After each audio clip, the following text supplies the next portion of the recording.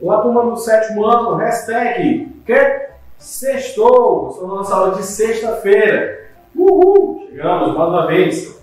E nossa aula, vamos dar a sequência aí das lendas, vozes culturais que nós vimos na aula anterior. Deixamos alguns exercícios e vamos dar continuidade aí também, já entrando em outra lenda aí que há também no meio dos exercícios, tudo bem? Então, vamos aí nas respostas, vamos entrar só para a gente refletir um pouco aí nesse assunto, tudo bem? Vamos lá! Aí as correções da nossa aula anterior, tudo bem? Só se quero dar aqui um ponto para vocês, é na questão 5, tá? A questão 5 é uma pessoal, então aí é só uma sugestão de resposta, tudo bem?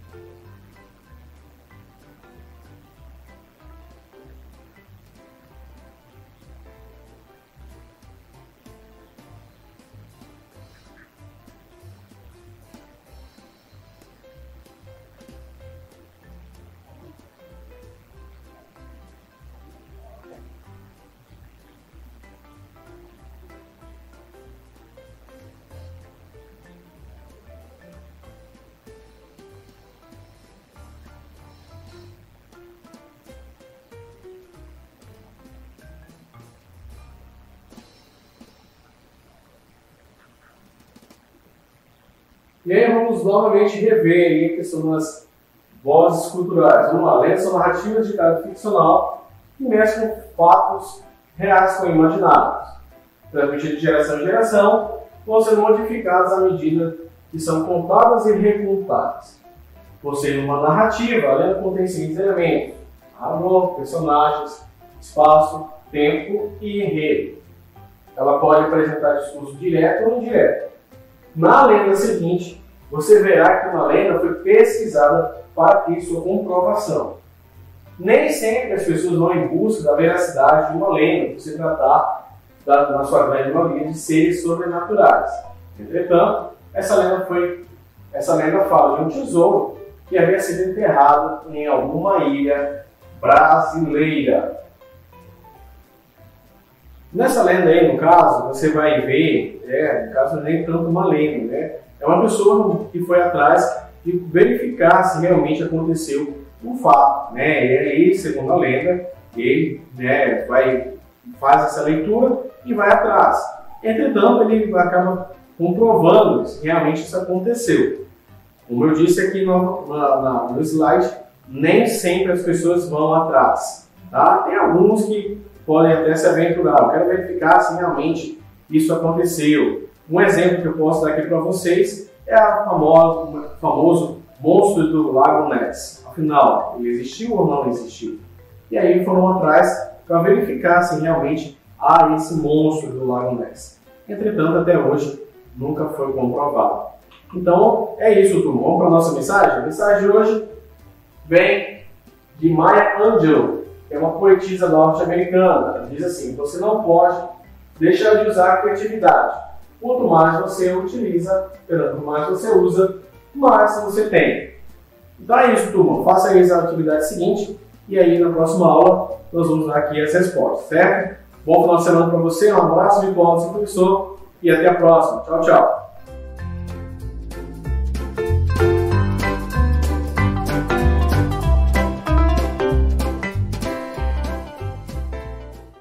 Olá, Olá, sétimo ano, tudo bem com vocês? Espero que sim, espero que esteja todo mundo bem. Então, hoje, aula relativa ao dia 16 de outubro. Na aula de hoje, nós vamos ver circunferências, vamos entrar aí em geometria. Esse é um assunto que a gente viu no passado, eu lembro de trabalhar eles com vocês. Ainda mais áreas que vai ter lá na frente também. Então, não vamos ter dificuldade. Você pode abrir lá na página 64 para acompanhar. E vamos ver a definição dessas três figuras icônicas da matemática. Vou deixar você com a imagem. No círculo, circunferência e esfera, o que a gente pode observar? A imagem em azul, ela é um círculo. Daqui a pouco a gente vê por quê. A imagem do meio é circunferência e a terceira imagem é uma esfera. Então, a imagem circular que possui o interior preenchido é de fato o círculo. A imagem circular que possui o interior vazio é a circunferência. Na geometria a gente considera os seguintes conceitos.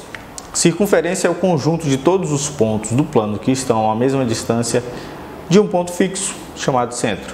E círculo é a região formada por uma circunferência e pelos pontos de seu interior. Daqui a pouco a gente vai destrinchar isso aí. Não fique com medo dessa definição que é um pouco complicada. Vamos para a esfera. É um corpo redondo delimitado pela região formada por todos os pontos do espaço que estão a uma mesma distância do respectivo centro. Mais complicado ainda, né? Mas não tem problema, já já a gente vai desenrolar isso aí. Então vamos aqui. Primeiramente a circunferência. O segmento que tem como extremidade de pontos qualquer da circunferência é chamado de raio. Esse elemento aqui, ó, é a distância do centro à borda. A distância do centro à borda é raio. Então, aqui a gente tem dois pontos, pontos C e E, que estão na circunferência. Um ponto que vem lá um segmento que vem lá da origem da circunferência e chega, toca na borda, é raio. Sempre é possível traçar uma circunferência quando sabemos onde está seu centro e qual é a medida do seu raio. Então, você pode produzir sua própria circunferência usando o seu compasso. Quando você faz uma abertura, põe lá na régua, uma abertura, por exemplo, de 5 centímetros, pousa lá o compasso no papel, gira ele, você acabou de produzir uma circunferência de raio 5 centímetros. Quer maior? Amplia. É possível fazer circunferências em outras regiões usando experiências semelhantes? Você pode usar uma corda, duas pessoas, uma fica no centro, uma gira, você faz uma circunferência de vários metros, dependendo da extensão da corda.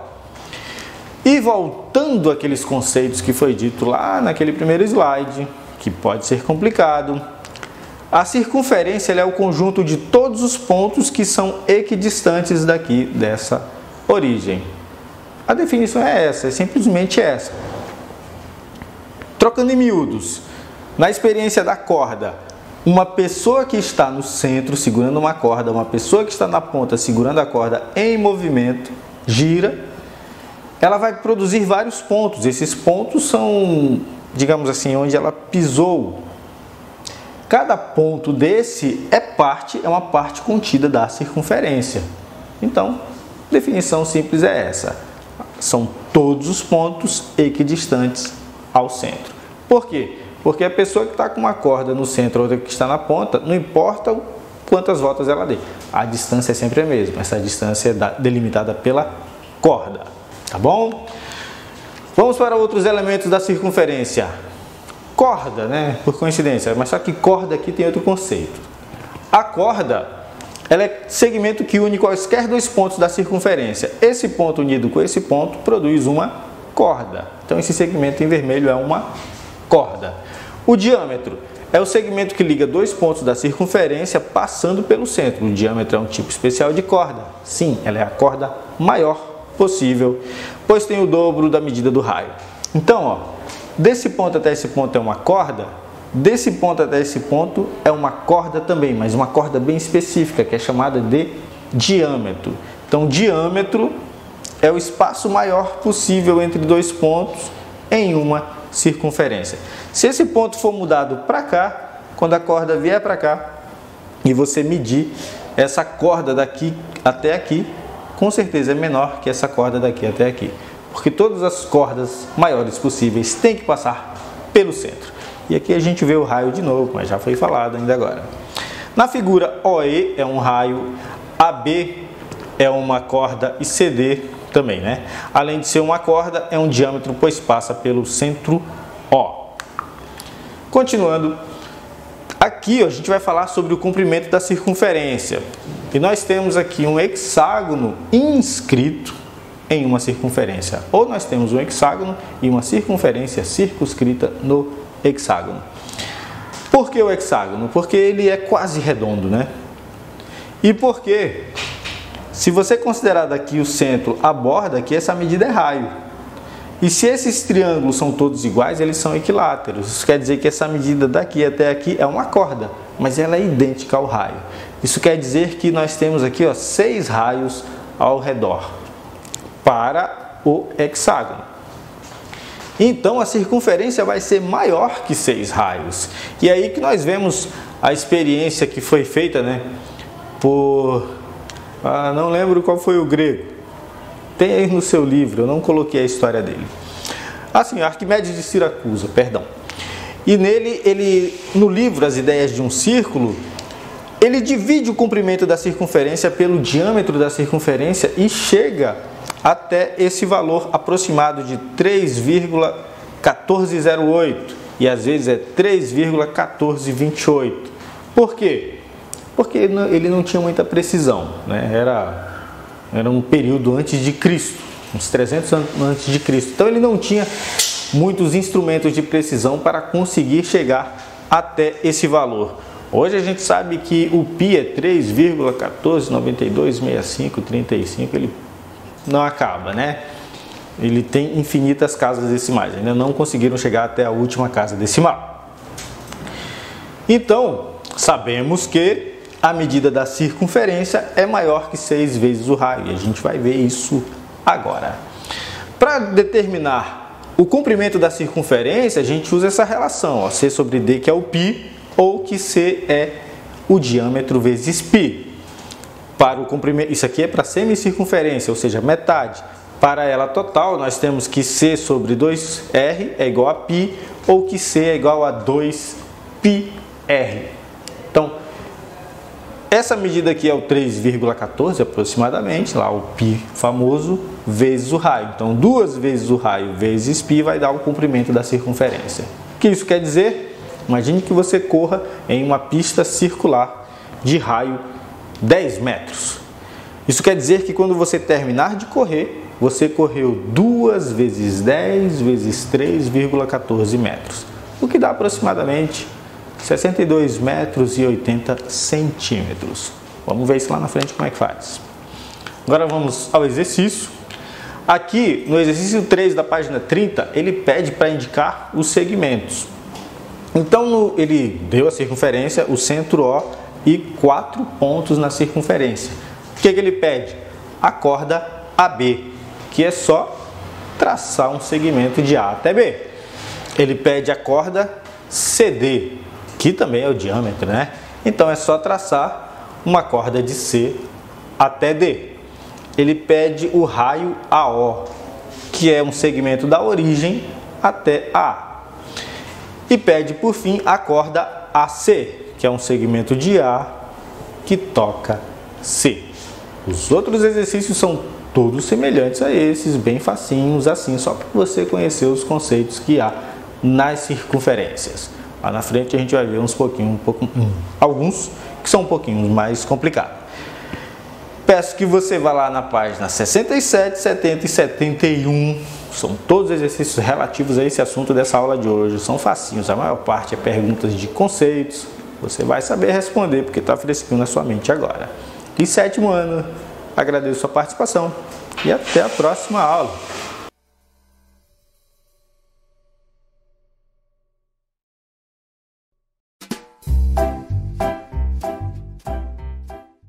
Olá, 7º ano, vamos iniciar então a nossa aula de História, hoje sexta-feira.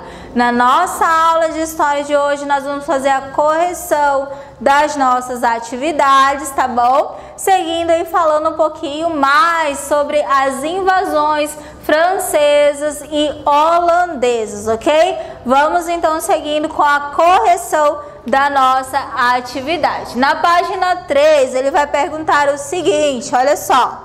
Explique por que outros estados europeus buscaram instalar colônias na América, mesmo desrespeitando o Tratado de Tordesilhas. Vamos lá.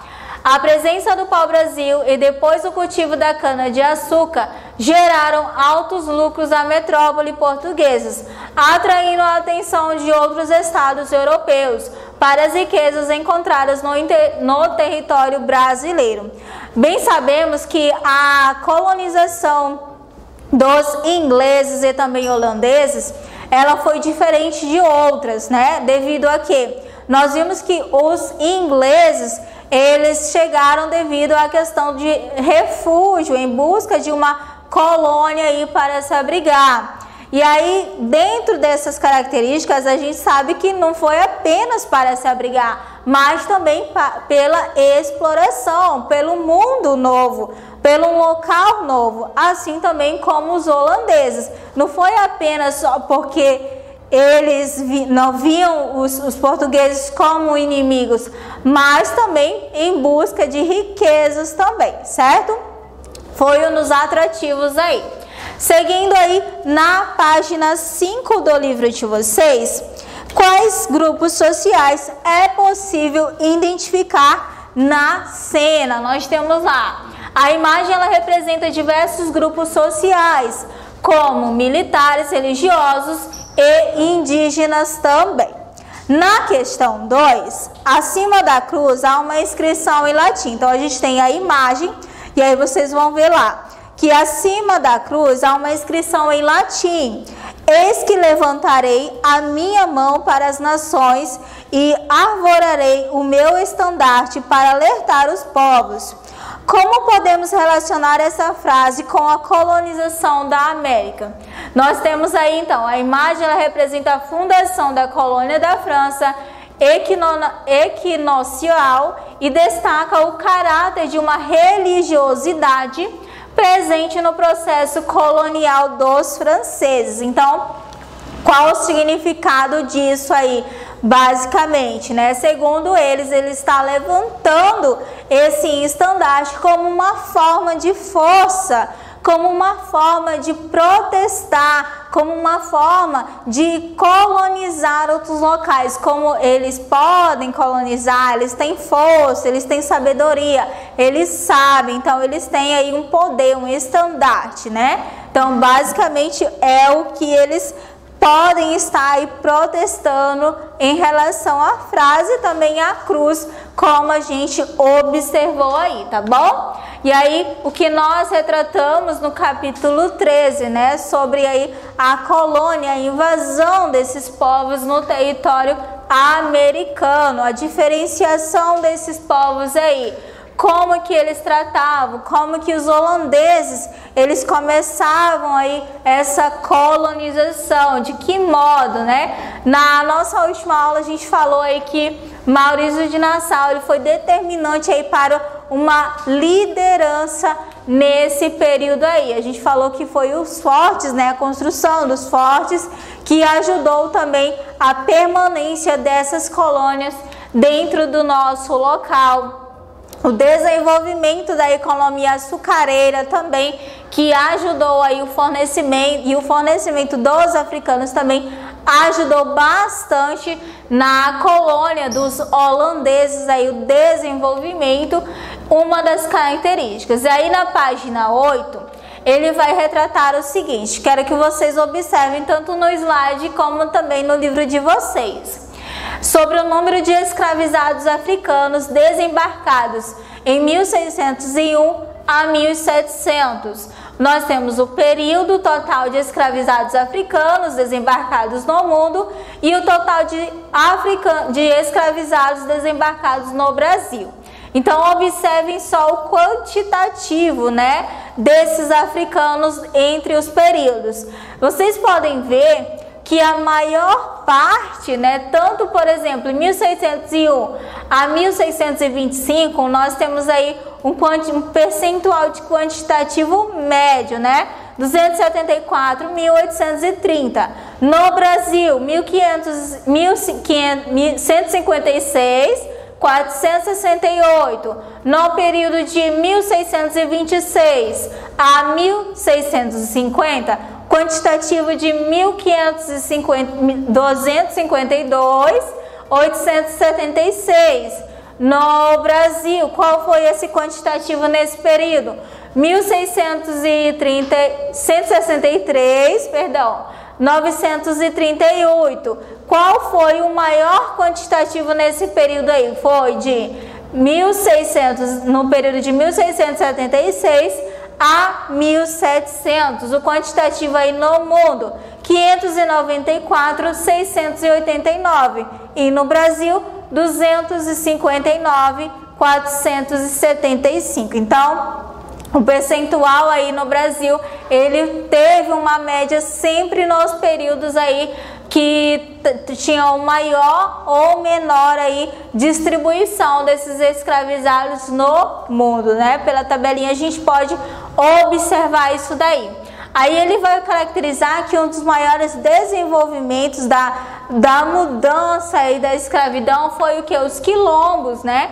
O quilombo que ficou mais conhecido no Brasil foi criado no final aí do século XVI, na Serra da Barriga, próximo a Maceió, em Alagoas. Foi o quilombo dos Palmares. Lá se formou um grupo guerreiro que enfrentou 18 expedições militares organizadas por Portugal, Espanha e Holanda. 4 gerações de Palmares lutaram contra essas invasões. O que são os quilombos, meu querido? São locais onde os refugiados, os africanos, indígenas também se abrigavam fugindo dos seus donos. Então, esses quilombos, eles ficavam aí bem longe, bem adentro da floresta mesmo. Então, eram locais aí de abrigo para esses refugiados, para os africanos. Lá tinha uma organização social, cada um tinha uma função, tinha uma pessoa que comandava o quilombo, sempre era uma pessoa mais velha, tá bom? Então, esses quilombos, eles caracterizam por serem locais aí de abrigo dos refugiados. O artigo 4 no decreto 4.887, de 20 de novembro de 2003, reserva à Fundação Cultural Palmares a competência pela emissão da certidão às comunidades quilombolas. Desde essa data foram emitidas 3.271 certificações. O documento, além de reconhecer os direitos dessas comunidades, dá acesso aos programas sociais do governo federal. Aí vocês podem perguntar, será se hoje ainda existem quilombos? Sim, existem quilombos sim, tá bom? Então, o quilombo, ele é considerado como se fosse uma colônia, né? Como se fosse uma sociedade aí para as pessoas que fugiram da escravidão. Hoje os quilombos ainda existem, mas não são dessas pessoas que são refugiadas não, tá bom? Então, são características aí dos quilombos, certinho? Então, essa é a nossa aula de hoje. Bom final de semana para vocês e até a próxima aula.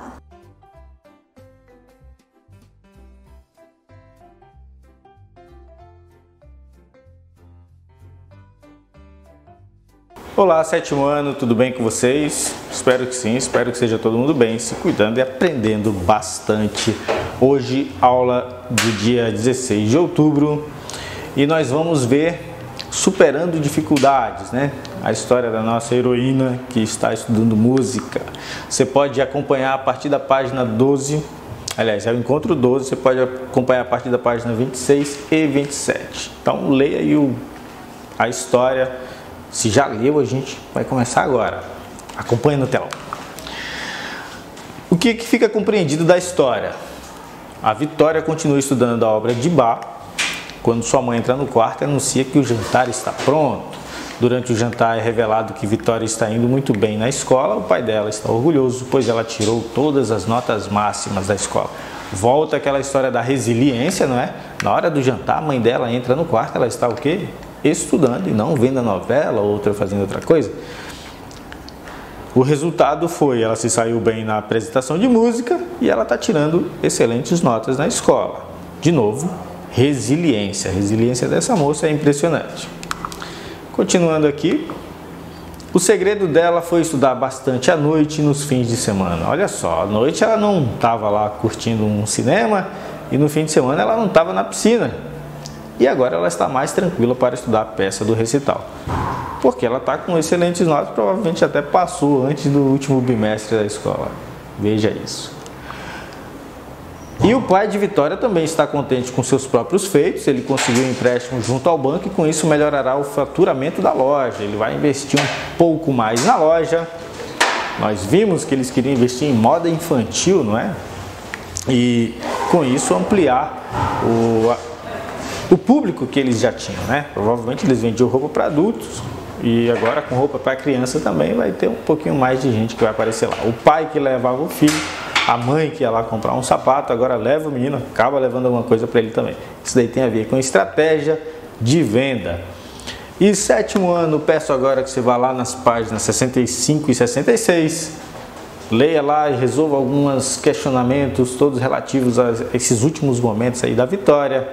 Vai ser cobrado, né, nas avaliações bimestrais, daí a importância de fazer. Então, eu agradeço a sua participação e até a próxima aula.